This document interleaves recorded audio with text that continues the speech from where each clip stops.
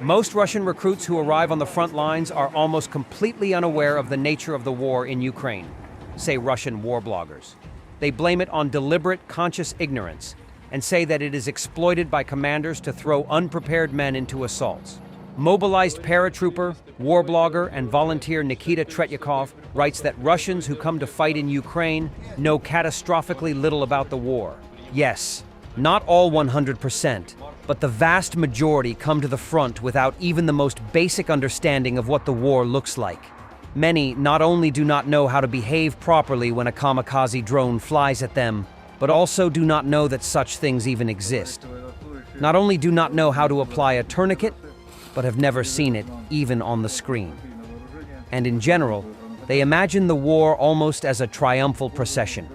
Expect from the modern army incredible miracles of constant and excessive training and provision, support of each soldier with artillery and aviation.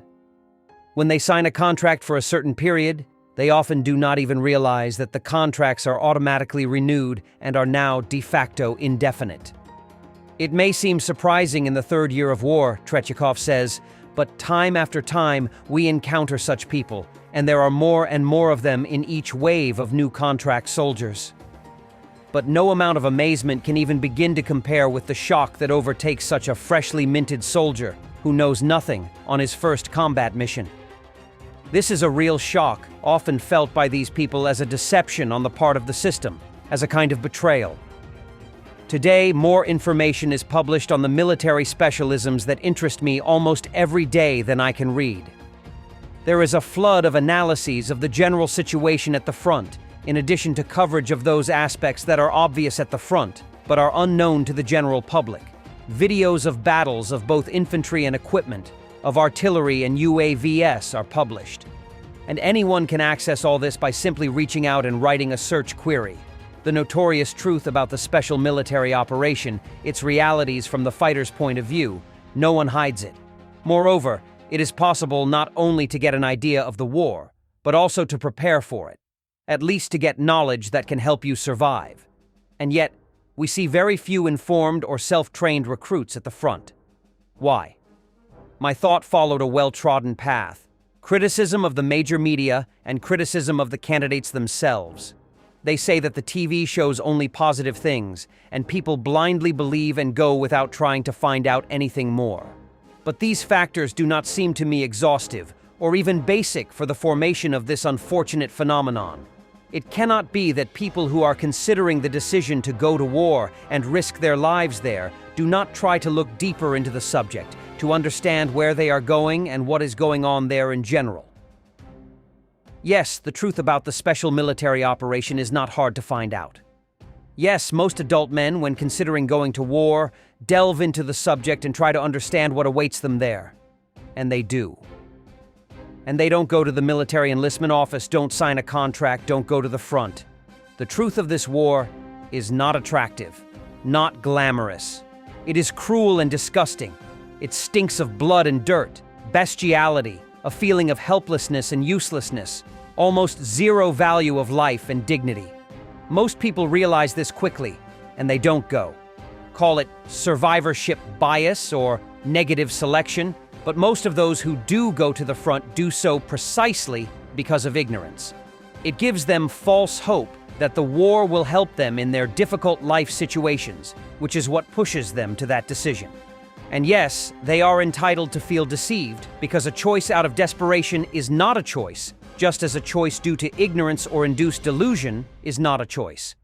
When you see the news tomorrow of a village being taken, know this: it was done by those who were at the front almost by mistake, in the darkness of ignorance, and yet they came to the light.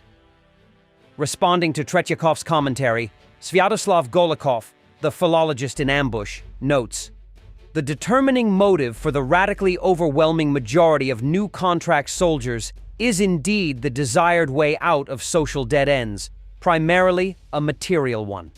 A huge mass of these people represent the poor, disadvantaged, vulnerable strata of the population of our country. There are people among the new contract soldiers who generally understand what they are signing up for. These people are simply going on a fatalistic chance.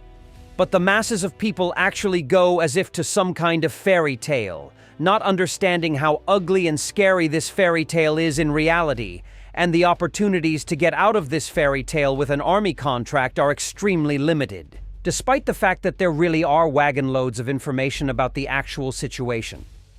To a significant extent, this darkness of ignorance grows out of an undeveloped or atrophied ability for self-learning, mental laziness, failures in critical thinking, and the actively practiced ignorance of the broad masses of our fellow citizens themselves. But there is a nuance here. Our state itself has seriously screwed up in terms of stimulating the development of human capital. Of course, man is a biological entity, but that is precisely why he requires special education. Furthermore, people who are deeply immersed in the daily life that surrounds them and are almost literally fighting for survival are often either stupidly detached from what is happening out there or simply do not have the opportunity to delve into the problems in detail. They simply have no time for it. For the same reason, by the way, it is not surprising that people have a massive lack of basic knowledge, skills, and abilities. Alcoholics and drug addicts are generally on their own wavelength. They even sign a contract without really coming to their senses. And here, official propaganda definitely plays its role. Pretty much.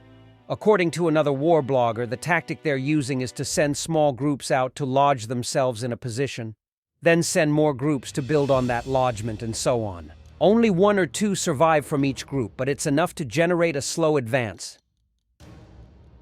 Destruction of a Russian BM-21 Grad MLRS in occupied Zaporizhia region.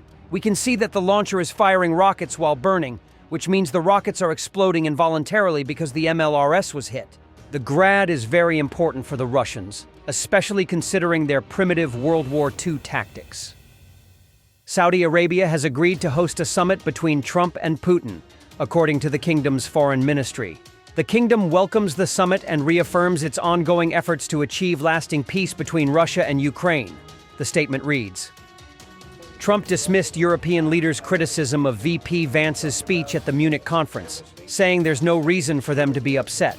He spoke about free speech. A great speech. Free speech is truly being lost in Europe, the U.S. president added. What did you say to ruffle them? I heard his speech, and he talked about freedom of speech, and I think it's true in Europe. It's losing. They're losing their wonderful right of freedom of speech. A very good speech, actually, a very brilliant speech, yeah. Europe has to be careful. Thanks for watching, and don't forget to subscribe. Also, if you want to support Warthog Defense, please become our member and get early access to new videos, exclusive members-only videos, and become administrator in comment section. The membership link is in the description. Rescues every day. We had a guy last week, it's 6 rescues in 6 days. You know, he's doing the job every day.